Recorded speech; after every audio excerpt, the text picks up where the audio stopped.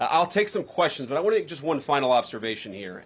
When I was actually walking out here, somebody sent me a photo of a CNN headline about what happened in Minneapolis. And this is the headline. I'm just going to read it. Outrage after ICE officer kills U.S. citizen in Minneapolis. Well, that's one way to put it, and that is the way that many people in the corporate media have put this attack over the last 24 hours. And I say attack very, very intentionally, because this was an attack on federal law enforcement. This was an attack on law and order. This was an attack on the American people. The way that the media, by and large, has reported this story has been an absolute disgrace, and it puts our law enforcement officers at risk every single day. What that headline leaves out is the fact that that very ICE officer nearly had his life ended, dragged by a car 6 months ago, 33 stitches in his leg. So you think maybe he's a little bit sensitive about somebody ramming him with an automobile? What that headline leaves out is that that woman was there to interfere with a legitimate law enforcement operation in the United States of America. What that headline leaves out is that that woman is part of a broader left-wing network to attack, to dox, to assault, and to make it impossible for our ICE officers to do their job. If the media wants to tell the truth, they ought to tell the truth that a group of left-wing radicals have been working tirelessly, sometimes using domestic terror techniques to try to make it impossible for the President of the United States to do what the American people elected him to do, which is enforce our immigration laws. The President stands with ICE. I stand with ICE. We stand with all of our law enforcement officers.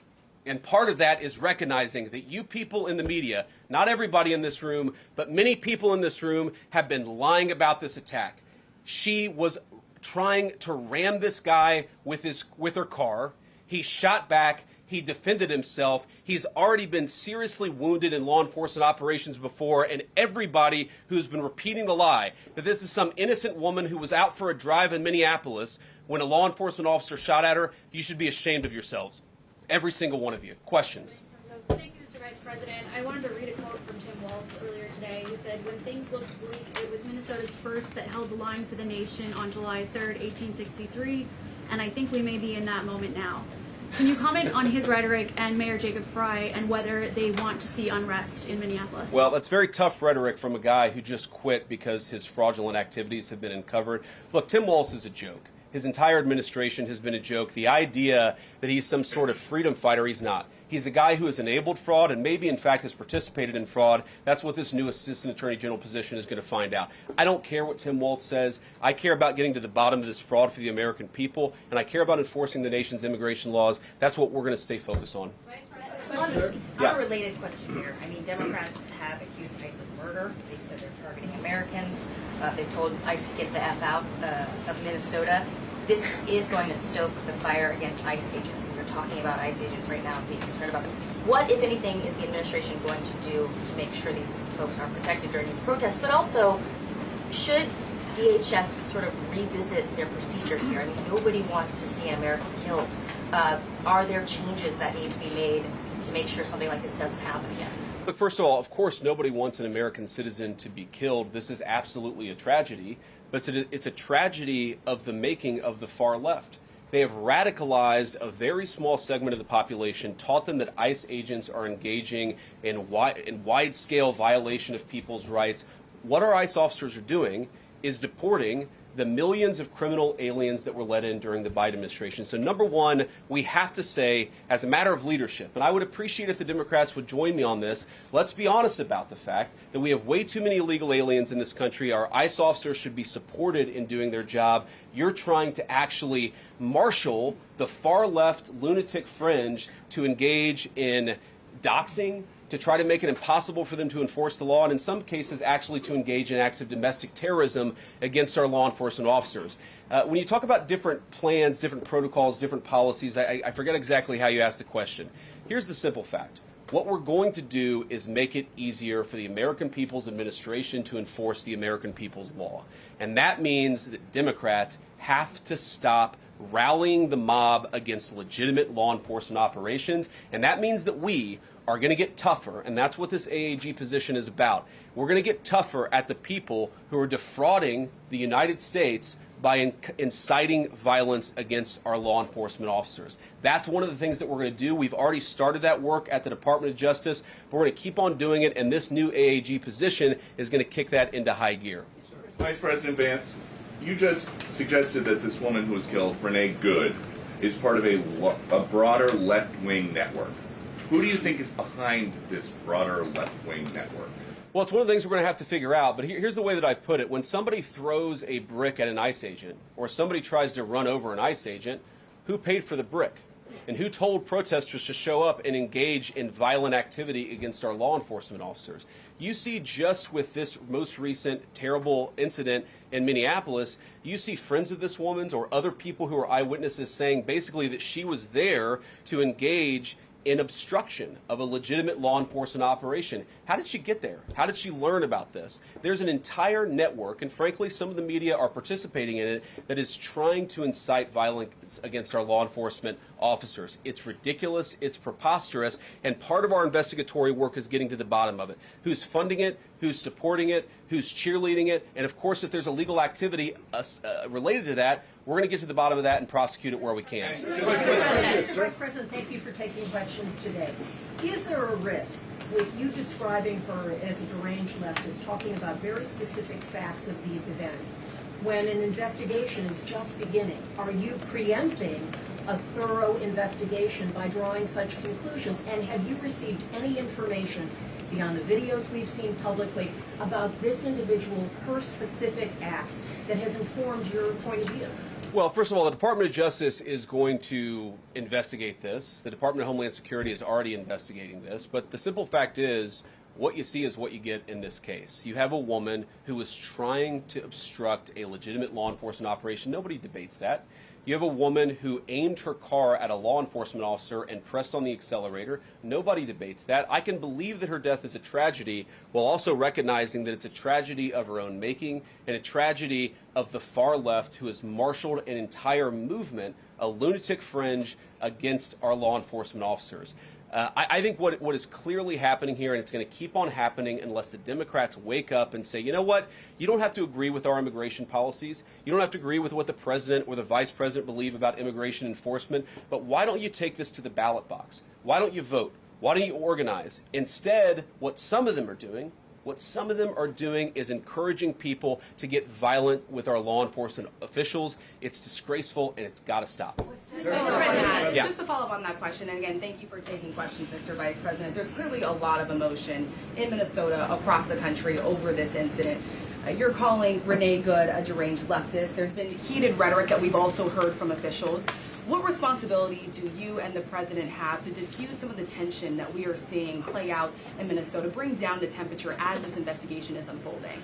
What we have a responsibility to do is to protect the people who are enforcing the law and protect the country writ large. Whether you're Democrat or Republican, you deserve to have the people's laws enforced in the United States of America. Now, again, I'm not happy that this woman lost her life. I'm not happy that this woman was there at a protest violating the law by interfering with a law enforcement action.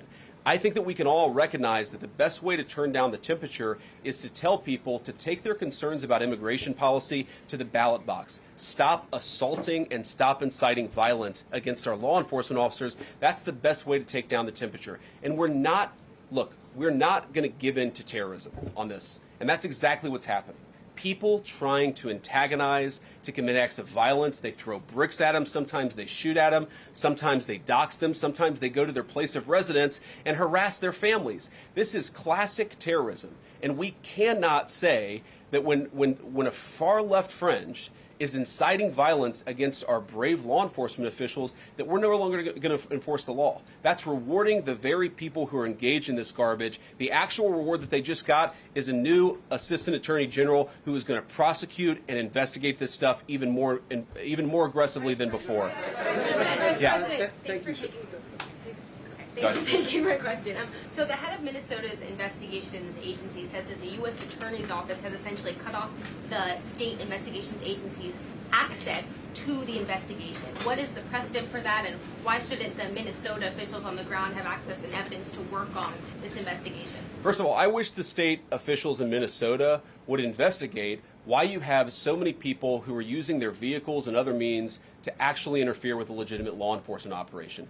The precedent here is very simple. You have a federal law enforcement official engaging in federal law enforcement action. That's a federal issue. That guy is protected by absolute immunity. He was doing his job. The idea that Tim Walz and a bunch of radicals in Minneapolis are going to go after and make this guy's life miserable because he was doing the job that he was asked to do is preposterous. The unprecedented thing is the idea that a local official can actually prosecute a federal official with absolute immunity. I've never seen anything like that. It would get tossed out by a judge. So what I'd like Minnesota to focus on is the real issue that they're encouraging people. Minneapolis officials are encouraging people to commit violence against ICE officials. It's ridiculous. It's got to stop.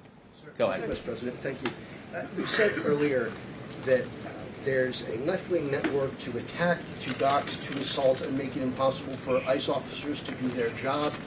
You told my colleague just now that there's an investigation going on into that network. Yep. So if everything that you say is true, how does being part of that network justify being shot?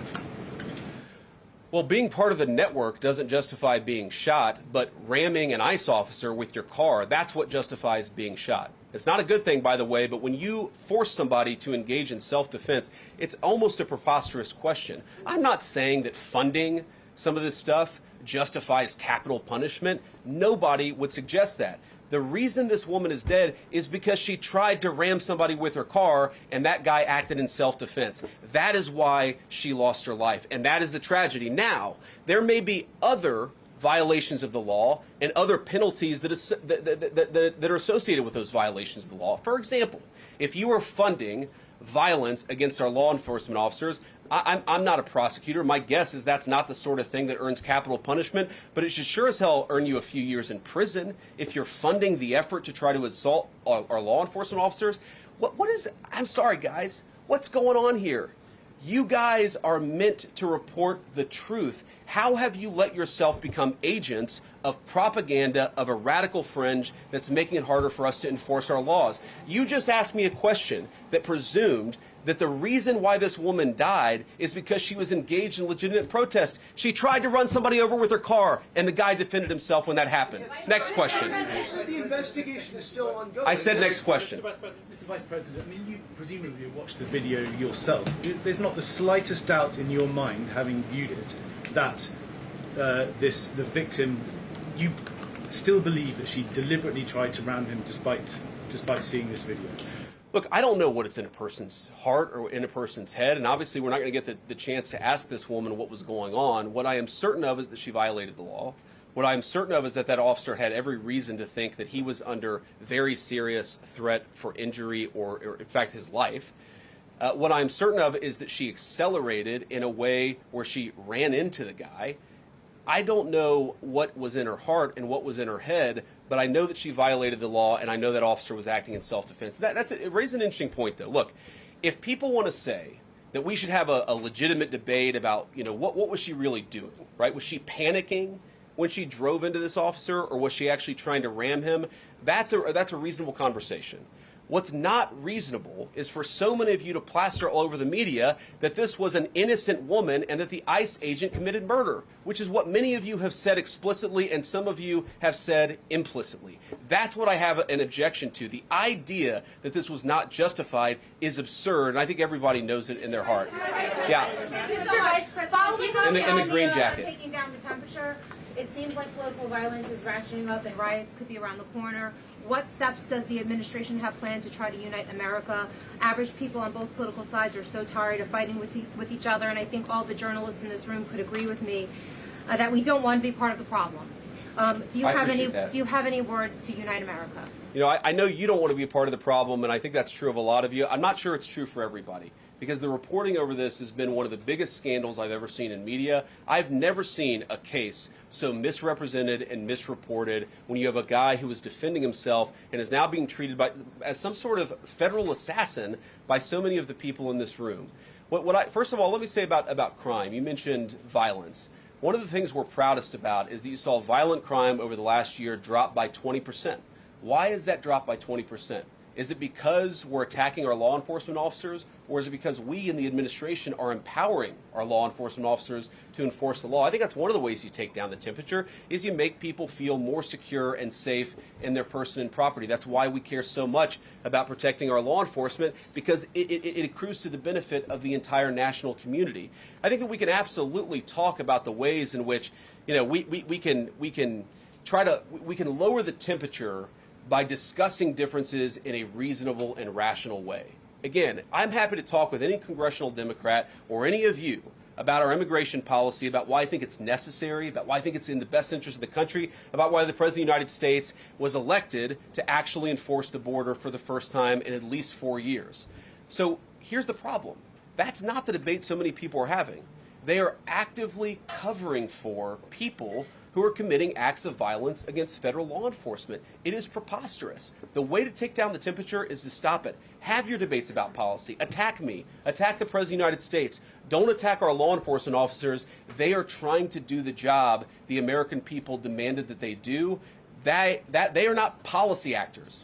They are enforcing the law. They should be treated with a modicum of dignity and respect. And the fact that they're not is why incidents like yesterday happened. The one final point I'll make about this is, look, there's a part of me that feels very, very sad for this woman, not just because she lost her life, but because I think she is a victim of left-wing ideology. What young mother shows up and decides they're going to throw their car in front of ICE officers who are enforcing legitimate law? You've got to be a little brainwashed to get to that point to where you're willing, not just to protest, that's fine, not peacefully protest, but throw your vehicle in front of legitimate law enforcement officers and drive your car into them.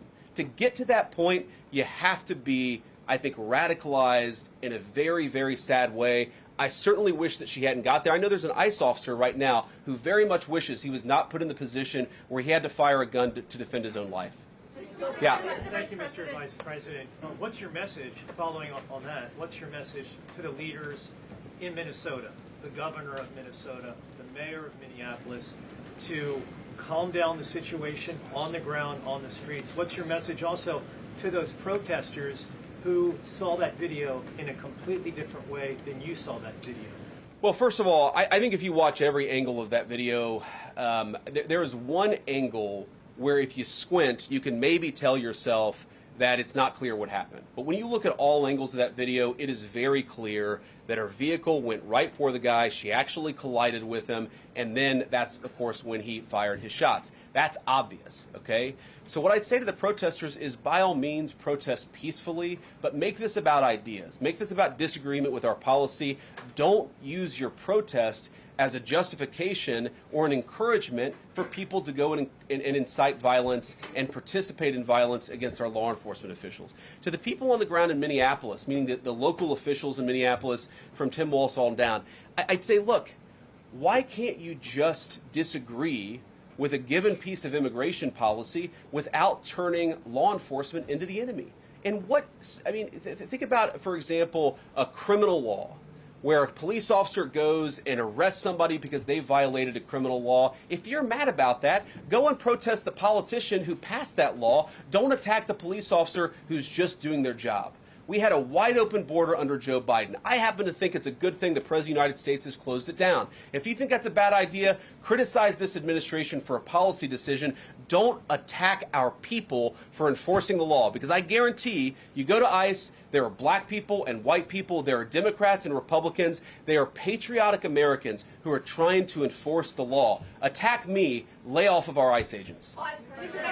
Yeah, in the blue, all the way, yeah. Yeah, thank you, Mr. Vice President. You called on Tim Walz to resign. Can you lay out the case as to why he should step down? Well, look, I think Tim Walz should resign because it's very clear either that he knew about the fraud in Minneapolis, he knew about the welfare fraud, or at the very least he looked the other way. I mean, this is not like Lex Luthor, right? This is not movie villain fraud. This is the lowest IQ possible fraud. This is, we're going to take the absence of kids and set up a daycare center where there are no children, and we're going to call our early childhood education center the Quality Leering Center. By the way, if you can't spell learning, maybe you shouldn't be in early childhood education. But people got rich off of this. We know that there were schools who either had no enrollment or at least they overstated their enrollment. Tim Walz, either it was unbelievable incompetence or he was in on the fraud. That's one of the things we're going to get to the bottom of. Sir. Thank you, Mr. Vice President. Can you explain the difference between this Associate Attorney General and a special counsel? And do you envision this being a permanent position or having more of a limited scope? Well, it's going to be permanent until we get to the bottom of what's going on, so I think it's going to last for at least the remainder of the administration. What's different about it from a special counsel is, if you remember, the Jack Smith case where the special counsel was found unconstitutional, one of the big issues there is that that person was not an appointed person, completely aside from all the other issues that the person was a lunatic and that the case had no merit. There was a fundamental constitutional issue, which is that he had not been appointed by the president and he had not been confirmed by the United States Senate. An assistant attorney general, what that's going to allow us to do is appoint this person, have them confirmed by the Senate. That's one difference. The more substantive difference is that this person is going to be part of a very broad interagency White House that's being led from the President of the United States on down. And that's going to give him the resources, the access to material and information to make this person more effective. I think a lot of people have asked, how are you really going to get to the heart of the fraud? We've been asking ourselves that question for the past couple of months, and we think this is the critical piece at the Department of Justice to really ramp this fraud investigation into high gear. In the red tie, yeah. Vice President Vance, I wanted to ask, what's your message to far leftist agitators who feel emboldened to obstruct ICE activity in Minnesota and around the country? Well, I think they shouldn't feel emboldened because now they have an assistant attorney general who is going to prosecute and investigate their fraud and their violence more aggressively than it has ever been investigated in the United States of America. We are doing so much to try to find the financing networks and the domestic terrorism networks that legitimate this violence, that fund this violence, and that, of course, engage in the violence. These people should not feel emboldened because they have, for the first time, maybe in American history, an administration that is not going to tolerate political violence of any kind from anywhere. Yeah. We not clear today that the entire weight of the federal government is behind these ICE agents and this ICE agent in particular. There is still a federal investigation happening on the ground. Does that mean that they are not looking into this ICE agent at all? They are just focused on the woman who was in the car? What is the investigation if the federal government has already determined that its weight is behind this ICE investigation? So what do you mean? When you say investigation, do you mean investigation of the shooting yesterday or of the fraud that's happening in Minneapolis? Yesterday. Okay, look, DHS, as I understand it, has an investigation already ongoing. I know that other organs of our government are looking at this. So, yes, there is certainly an investigation that's happening right now. But as part of the broader fraud investigation, a lot of what we're doing with the Department of Justice has already started. We've got over 1,500 subpoenas. We've got people this morning, actually. We're going door to door to actually knock on some of these fraudulent care centers, these fraudulent social services organizations to get to the bottom of what's going on there. So the investigation in some ways has already been ramping up into the anti-fraud element for at least a few weeks. What we're trying to do is supercharge it and make sure there's a designated person within the Department of Justice who completely controls that particular focus. Yeah. Just to follow up on that, Mr. Vice President, on the agent, is he still on duty or has he been placed on leave, on administrative leave? And what really was the target of the operation on Wednesday? ICE operation on Wednesday? Well, first of all, it was a legitimate law enforcement operation. We were going door to door to try to find criminal illegal aliens and deport them from the United States of America, because if you come to our country illegally in violation of our immigration laws, then we have the mandate, and in fact we have the legal duty to enforce those immigration laws. Whether he's been placed on administrative leave, I don't know the answer to that question. I'd refer it to the Department of Homeland Security and they can follow up. I will say, look, I would appreciate everybody saying a prayer for that agent. Look, in the past 6 months, he has been hit twice by a motor vehicle. One time, the first time, it led to over 30 stitches and very serious injuries to his legs. This is a guy who's actually done a very, very important job for the United States of America. He's been assaulted, he's been attacked, he's been injured because of it. He deserves a debt of gratitude, and I think the media prejudging and talking about this guy as if he's a murderer is one of the most disgraceful things I've ever seen from the American media. Yeah. Vice President, what is your specific role in the future of Venezuela? And I'm wondering, could you confirm reports that the Director of National Intelligence Tulsi Gabbard was kept out of the planning for the operations because of her past concerns about military involvement in Venezuela? So I've heard a couple of things. One, that I was kept out of the planning for the Venezuela operation, that's false. And another, that Tulsi was kept out of the planning for Venezuela operations, that's completely false. Look, we're all part of the same team. And one of the things that is really amazing about that operation is that we kept it very tight to the senior cabinet level officials and related officials in our government. And we kept this. I think it suggests that the team works very well together. Well, looking ahead, what is my role? Look, my role is going to be whatever the president asks me to do. Has he asked you to do something yet? Well, or I should say every other day, I'm chairing the meeting that we do on this among White House principals to talk about next steps to try to ensure that Venezuela is stable. And as the president has directed us to do, to ensure that the new Venezuelan government actually listens to the United States and does what the United States needs it to do under our country's best interest. So I'm going to be as involved as the president wants me to be. So far, that's been very involved, and I'll keep on doing that so long as the president asks me to do it. The purple. Yes. Even beyond the war powers resolution. We'll go purple, and then we'll go pink or whatever that is in front. Royal purple. And then beige. All right. Okay. Are there any indications, you talked about the network, are there any indications that the lady who was shot, I know there are different reports from there, her wife said they were new to the area. Are there any indications she may have been a paid agitator, and maybe that there are others that were brought to the area, considering everything that's going on in Minneapolis? I wouldn't say that she was paid. I don't have the evidence to say that one way or the other. What I do know is that she was violating the law. And if you just look at the eyewitness accounts, they were saying she was there to prevent the enforcement of the law. She was trying to obstruct a legitimate law enforcement operation. That much is obviously clear. The rest of it, of course, is part of the reason why we investigate this stuff. Yeah. Mr. Vice President, even beyond the war powers resolution today, Congress has bucked President Trump on issues like tariffs. Are you concerned that President Trump is losing his grip on Republicans in the Congress, and what are you going to do about it? No, I'm not concerned at all. First of all, we talked to some of the senators who were going to vote the wrong way, in my view, on this resolution today. Much of their argument was based more on a legal technicality than any disagreement in policy. If you look at the people who actually voted, every single one of them have supported the administration's plan. Second of all, as the president, I believe himself has already said, every president, Democrat or Republican, believes the War Powers Act is fundamentally a fake and unconstitutional law. It's not going to change anything about how we conduct foreign policy over the next couple of weeks, the next couple of months, and that'll continue to be how we approach things. Go ahead. Thank you so much, Vice President. So we are seeing, regarding Iran, we are seeing the protests in Iran these days. The citizens are begging for help from the U.S. and Israel, naming streets in the city after President Trump.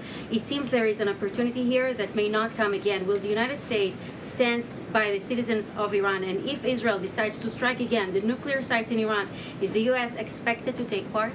Well, look, we certainly stand by anybody who's engaged in peaceful protest, anybody who's trying to exert their rights for free association and to have their voices heard.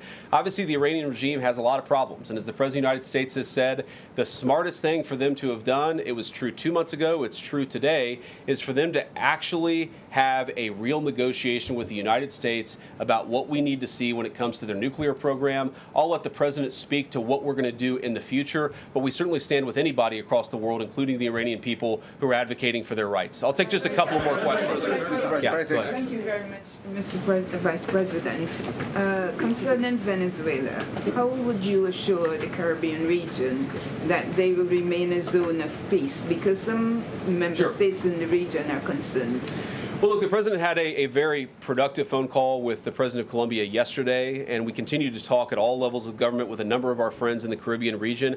I actually think this is really good for peace in the Caribbean, because when you take away a major source of illegal cartel revenue, which is the cocaine trade, the fentanyl trade, other sources of illicit revenue, you actually remove the power of one of the main destabilizing forces in Latin America and in the Caribbean.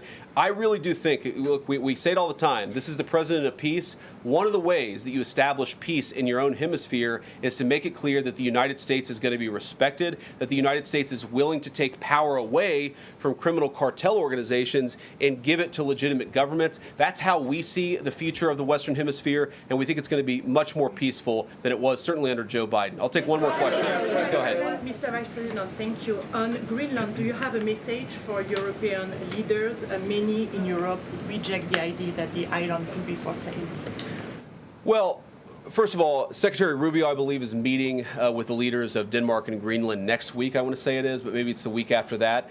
We'll continue to deliver some of these messages in private, some of them in public, but I guess my advice to European leaders and anybody else would be to take the President of the United States seriously. What has he said about Greenland? Set to the side the crazy overreactions that I've seen from the press and from certain people in Europe. What has the President said? Number one, Greenland is really important, not just to America's missile defense, but to the world's missile defense. Number two, we know that there are hostile adversaries that have shown a lot of interest in that particular territory, that particular slice of the world. So what we're asking our European friends to do is to take the security of that landmass more seriously, because if they're not, the United States is going to have to do something about it. What that is, I'll leave that to the President as we continue to engage in diplomacy with our European friends and everybody on this particular topic. And again, thank you all for listening. Thanks for taking questions. And I just ask you, look, this is politics, and often Republicans and get in arguments with the press about things, and I understand that.